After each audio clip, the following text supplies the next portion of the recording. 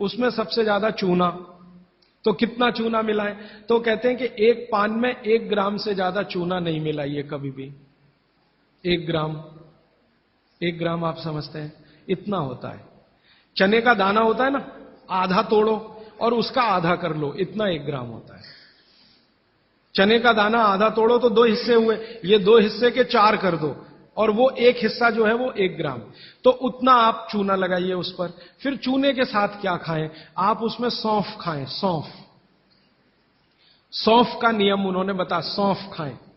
दूसरा कहते हैं कि इसमें थोड़ी अजवाइन डालें, अजवाइन 2-4 दाने, ज्यादा नहीं। और वो कहते हैं लवंग डालें, लवंग माने लौंग। और कहते हैं बड़ी इलायची। और वो कहते हैं कि गुलाब के फूल का रस, मतलब गुलकंद जिसको आप कहते हैं। ये चीजें उन्होंने बोली हैं पान में नियमित रूप से खाने के लिए। अब इसमें उन्होंने जो बोली नहीं है वो बात ध्यान रखिए। सुपारी कहीं नहीं कहा, कत्था कहीं नहीं कहा, तो मैंने सुपारी और कत्था छोड़कर ही पान खाएं। ठीक है? तो पान में क्या खाएं?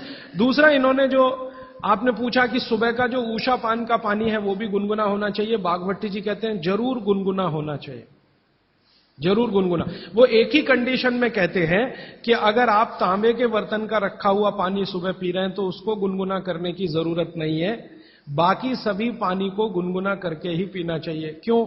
ये जो तांबे के बर्तन में रखा हुआ पानी है उसमें वही क्वालिटी है जो गुनगुने पानी में है, इसलिए ताम्र पात्र के पानी को सुबह गर्म करने की जरूरत नहीं। रात में आपने भर के रखा, सुबह उठकर पी लिया। बाकी कोई भी पानी स्टील के बर्तन वाला है तो गुनगुना करिए, आप मिट्टी के घड़े का पानी है तो गुनगुना करिए। और आपके पास क्या होता है पानी भरने के लिए? और तीसरा, कोई एल्यूमिनियम में तो पानी कभी मत रखिए, प्लास्टिक में पानी कभी मत रखिए। स्टील वेसल्स में है तो गुनगुना करके ही पीजिए। स्टील वेसल माने स्टेनलेस स्टील के वेसल में पानी है तो गुनगुना ही पीजिए। मिट्टी के बर्तन का पानी है तो गुनगुना ही पीजिए।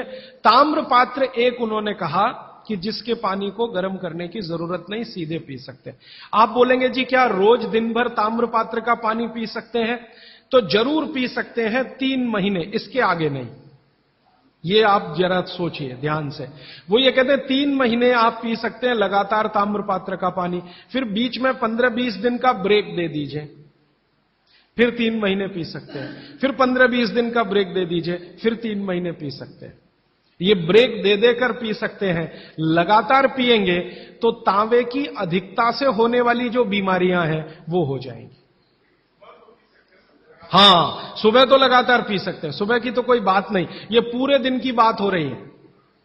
कोई लोग ऐसे हैं कि पूरे दिन ही तांबे के बर्तन का पानी पीते हैं। तो बागभट्टी जी ये कहते हैं कि 3 महीने लगातार पीजिए पूरे दिन, फिर उसके बाद 15-20 दिन ब्रेक दे दीजिए, 15-20 दिन को दूसरा पानी पी, फिर आप वापस 3 महीने कर सकते हैं, फिर ब्रेक दे दीजिए, फिर। तो 24 घंटे वाले जो लोग हैं ताम्र पात्र का पानी पीने वाले, उनके लिए ये नियम है। सुबह का तो ताम्र पात्र का ही सबसे अच्छा है जी। भोजन के बाद जो रस और मट्ठा पीने के लिए बताए थे आप, तो क्या ये आम्रदायी को शांति करेगी? हाँ, बहुत अच्छा सवाल है, बहुत अच्छा सवाल।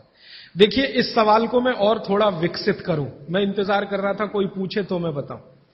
यह सवाल कुछ इस तरह का है कि मट्ठा है ना, उसमें पानी ही है, आप जानते हैं, शायद उसमें 90% तक पानी है, दही तो सिर्फ 10% होता है। और जूस पी रहे हैं उसमें भी पानी ही है, और दूध पी रहे हैं उसमें भी पानी है। अब बागभट्टी जी एक तरफ तो कह रहे हैं कि खाने के बाद पानी मत पियो, और दूसरी तरफ कह रहे हैं मट्ठा जरूर पियो, दूध जरूर पियो और फल का रस पियो, तो उसमें तो पानी ही है। तो क्या वो पानी जठर अग्नि को शांत नहीं करेगा? प्रश्न ये है। ये पूरा नहीं पूछ पाए, मैंने पूरा कर दिया।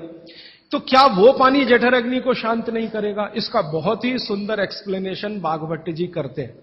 वो ये कहते हैं कि पानी का जो गुण है वो अपना कुछ नहीं, ये बात ध्यान से समझिए, पानी का जो गुण है वो अपना कुछ नहीं है। पानी को जिस पात्र में रखा है या जिसमें मिलाया है उसी का गुण वो धारण करता है। आपने एक पुराना गाना सुना है, पानी रे पानी तेरा रंग कैसा, फिर आगे है जिसमें मिला दो उस जैसा। तो पानी का रंग, गुण और धर्म तीनों ही वही होते हैं वो जहां मिल गया। तो आपने पानी को मिलाया दही में, तो अब वो पानी का गुण नहीं है, अब वो दही का गुण धारण करेगा। पानी को आपने मिलाया जूस में, माने फल में, तो फल के जो गुण हैं वो पानी में आ जाएंगे। और पानी है दूध में, तो दूध के सारे गुण वो धारण कर लेगा। तो पानी अगर सीधा पी रहे हैं इंडिपेंडेंट, तब उसके अपने गुण धर्म होते हैं। लेकिन मिलाया हुआ पानी जब भी किसी वस्तु के साथ आप पिएंगे तो उस वस्तु का गुण पानी में आएगा। इसलिए मट्ठा पीने को खुली छूट है, पेट भर के पीजिए। दूध पीने को खुली छूट है, पेट भर के पीजिए। जूस पीने को भी खुली छूट है, सादा पानी मत पीजिए। अब दही का गुण क्या है? अग्नि को प्रदीप्त करने का गुण है दही में। क्योंकि जो वस्तु में भी चिकनाई आ गई, चिकनाई समझते हैं आप, फैट, दही में भरपूर चिकनाई है। दूध से ज्यादा चिकनाई दही में है, दही से ज्यादा चिकनाई मक्खन में है, और सबसे ज्यादा चिकनाई घी में।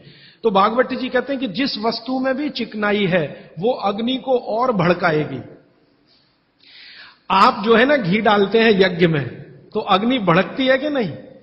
ऐसे ही पेट में घी खाएंगे, दही खाएंगे, दूध पिएंगे तो अग्नि और प्रदीप्त होती है, माने खाने को और जल्दी से पचाएगी।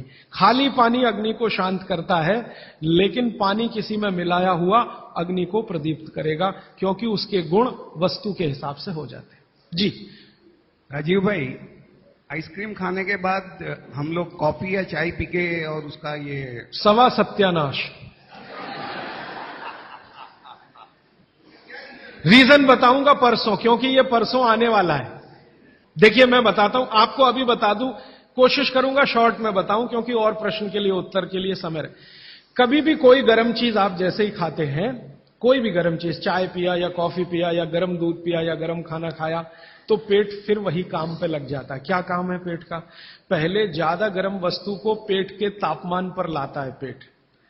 आपका पेट का तापमान वही है जो मुंह का है, और बगल का तापमान मुंह का तापमान में थोड़ा अंतर रहता है, लगभग 1 से 1.5 डिग्री। तो पेट का तापमान लगभग 39 से 40 डिग्री के आसपास है। अब आपने 40 डिग्री से ऊपर की कोई वस्तु खाई, जैसे चाय पी, तो वो 40 से ऊपर की ही है, कॉफी 40 से ऊपर की है, तो तापमान अंदर जो है ना 55 डिग्री 60 डिग्री अगर चाय का है, तो पेट उसको पहले 40 डिग्री पे लाएगा, और उसके लिए एंटी रिएक्शन होता है, पानी को ठंडे से गर्म करेगा, फिर गर्म से ठंडा। तो ये काम में जब तक पेट लगा हुआ है, तब तक आपने कोई ठंडी चीज खा ली, जैसे उन्होंने कहा आइसक्रीम खा ली, कॉफी के बाद आइसक्रीम खा ली। अब कंफ्यूजन वहां ये होता है कि क्या करें, वो पहले गर्म कॉफी को ठंडा करे या ये जो गर्म ठंडी आइसक्रीम आई इसको गर्म करे। तो फिर तो बहुत ही कंफ्यूजन होता है। ऐसा कंफ्यूजन जैसे आप गाड़ी चला रहे हैं, गाड़ी, इसको मैं समझाने के लिए कह रहा हूं, गाड़ी चला रहे हैं और हर 1 ही मिनट में आपको 2-3 गियर चेंज करने पड़े, 1 ही मिनट में। टॉप गियर से फर्स्ट में आना पड़े, फर्स्ट से आपको टॉप गियर में जाना पड़े, तो कैसे चलेगी गाड़ी? झटका देगी, तकलीफ देगी। ऐसे ही पेट में है कि पेट का एक गियर पड़ा हुआ है, वो गर्म कॉफी को ठंडा करने में लगा हुआ है, तब तक आपने आइसक्रीम खा के अब पेट को गियर चेंज करना पड़ेगा तुरंत, तो इसमें हो जाएगी समस्या। इसलिए कॉफी चाय के बाद ठंडी आइसक्रीम कभी भी ना खाएं, और ठंडी आइसक्रीम के बाद चाय कॉफी कभी भी ना पिए। गरम भोजन के साथ कभी भी आइसक्रीम और बर्फ आदि ना खाएं, और बर्फ आदि के साथ गर्म भोजन ना करें। आपने पानी पीने का तरीका बताया कि सिप बाय सिप लेना, क्या उसका भी कोई तरीका है कि खड़े खड़े पानी पीना या बैठ? हाँ, बहुत अच्छा सवाल है ये। मैं कल बात करूं, क्योंकि कल वो सूत्र आने ही वाला है। जी देखिए, इन्होंने एक बहुत अच्छा सवाल पूछा है। दूध को भागवती जी ने बोला है शाम को ही पीना है। अब इनका प्रश्न यह है कि हम सुबह चाय पीते हैं, कॉफी पीते हैं, तो दूध उसमें होता ही है, तो क्या करें? भागवती जी के किसी भी शब्दकोश में चाय भी नहीं है, कॉफी भी नहीं है, क्योंकि भागवती जी 3500 साल पहले हुए। ये चाय कॉफी तो 250-300 साल पुरानी है, ज्यादा से ज्यादा 400 साल पुरानी।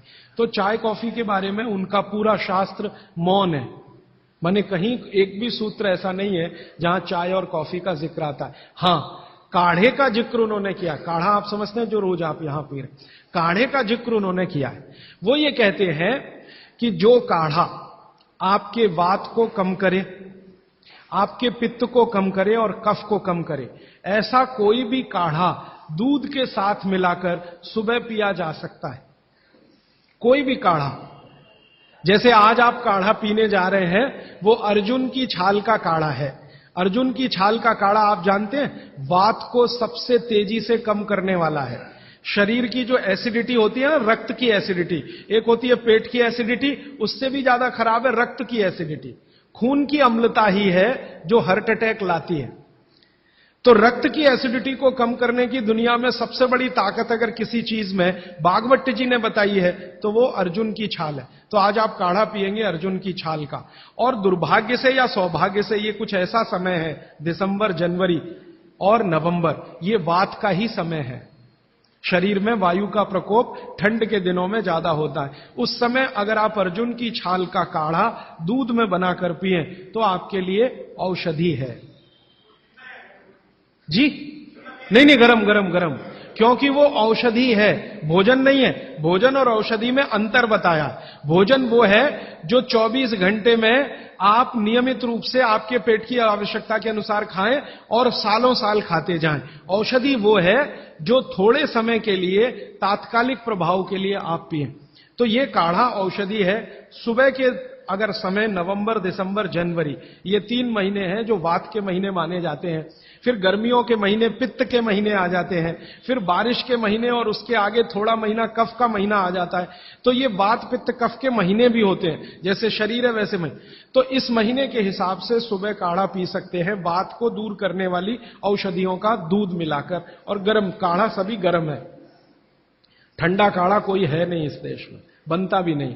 तो आप सुबह दूध पीना ही चाहते हैं तो काढ़े के रूप में पीजिए। माने सुबह दूध पीना ही है ना, तो उसमें अर्जुन की छाल का पाउडर डाल के पीजिए। तो 2 फायदे होंगे। भविष्य के लिए आपको हार्ट अटैक फ्री होने की गारंटी, भविष्य के लिए। और अब तक आपने जो कचरा खा लिया है इसके निकल जाने की गारंटी। क्योंकि ये जो अर्जुन की छाल का पाउडर है, रक्त को सबसे ज्यादा शुद्ध करता है। और कचरा रक्त में ही सबसे ज्यादा जमा होता है। जिसको कोलेस्ट्रॉल कहते हैं ना, वो कचरा ही है। तो अब तक आपके रक्त में जो कोलेस्ट्रॉल जमा है, इसको निकालना है बाहर। तो अर्जुन की छाल इसमें सबसे ज्यादा उपयोगी है। और सौभाग्य की बात यह है कि 40 रुपए किलो मिलती है। क्या भाव है? 40 रुपए किलो, 20 रुपए किलो। 20 रुपए किलो अर्जुन की छाल मिलती है और 150 रुपए किलो चाय मिलती है और 1400 रुपए किलो कॉफी मिलती है और 20 रुपए किलो अर्जुन की छाल मिलती है। तो कुछ तो होशियार बनिए, मारवाड़ी बनिए, कुछ तो अपने रक्त में लाइए, मारवाड़ का, राजस्थान का, गुजरात का। तो 20 रुपए किलो की अर्जुन की छाल नियमित रूप से आप पीजिए। मैं आपसे विनम्रता पूर्वक कह रहा हूं कि आप सब अपने घर में 3 महीने, ये जो नवंबर, दिसंबर, जनवरी, अभी तो दिसंबर पूरा तो निकल गया लेकिन जनवरी अभी बाकी है, तो 30 दिन आगे जनवरी के रोज सवेरे अर्जुन की छाल का पाउडर दूध में डालकर पीते रहिए। और अगले साल का याद रखिए, नवंबर, दिसंबर, जनवरी, तो ये 3 महीने अर्जुन की छाल पिया तो पूरे साल भर का कचरा निकालता है और अगले सालों की guarantee, heart attack free. Quantity कितनी रहनी चाहिए? 1 गिलास दूध तो आधा चम्मच अर्जुन की छाल का पाउडर, आधा चम्मच माने टी स्पून। और इसमें अगर गुड़ मिलाएंगे तो बहुत अच्छा। गुड़ नहीं मिले तो एक गुड़ जैसी